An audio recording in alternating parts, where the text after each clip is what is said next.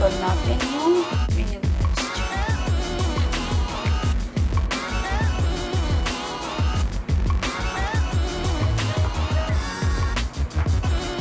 Good morning guys! Today yung ganap natin is mag-i-install ako guys ng vinyl tiles.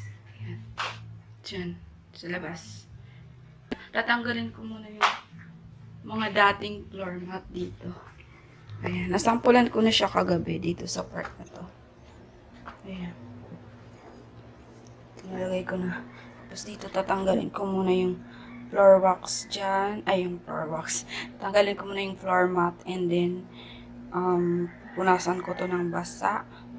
Tapos papatuyuin and then install natin yung vinyl tiles dyan. Tapos dito, ayan. Daming kalat eh. Dumi-dumi lang sa ilalim ng floor mat. Ayan. So, mag-start na tayo guys. Dito ako magsisimula. Ayan, napalit ako ng damit kasi ano eh, nakita yung aking, alam niyo na, kahit wala namang ipapakita. Anyway, mag-start na tayo guys. So, ito yung gagamitin kong adhesive. Medyo mabigat siya. Nasa ano to guys? Nasa 5 kilos. Yan. Ilalagay ko yung price nito sa description box para makita nyo. Kung sakali na gusto nyo din mag-install ng vinyl tiles sa inyo, sa bahay nyo, ito yung piliin nyo kasi 5 kilos na siya, mura. Siguro mas mura pa to kapag sa hardware kayo bumili. Kasi walang time, medyo malayo yung bibilan namin. So, masa ako sa Lazada. Ayan, medyo mura lang naman siya eh. Compare dun sa adhesive na water-based, yung kulay yellow na ginamit ko sa, sa wallpaper, mas okay to. Kasi mura. Okay, so mag-start na tayo. Ayan, ito yung tiles na gagamitin natin. Ano yung ibang stocks sa may nasa box. Kumuha lang muna ako ng 6. Ito tayo sa part na to. Paunti-unti lang guys, kasi magpapatulong naman ako kahit ako na kakabit to. Anyway, bukas niya ipagpapatuloy yung hindi ko matatapos ngayong araw.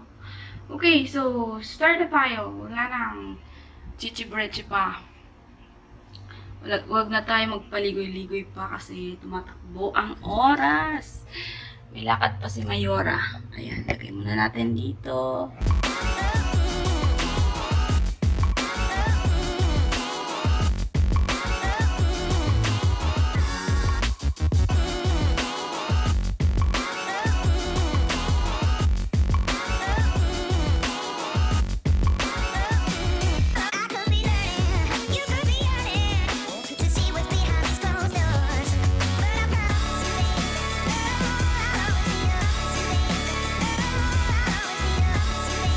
Hello guys! Good morning! So, ayun, pangalawang araw na ngayon ng aking paglilinis dito sa house.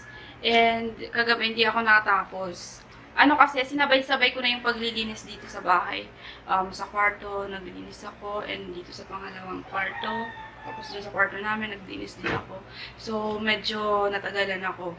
Gusto ko kasi talaga mawala muna yung mga dumi sa kwarto para isahan lang. So, ayun.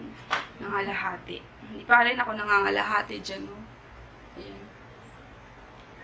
Pero yung papagtuloy ko, pinunasan ko lang muna to guys. Ayan.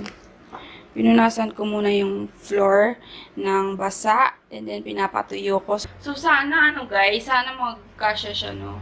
Pero feeling ko, hindi to kakasya hanggang sa may pintuan namin.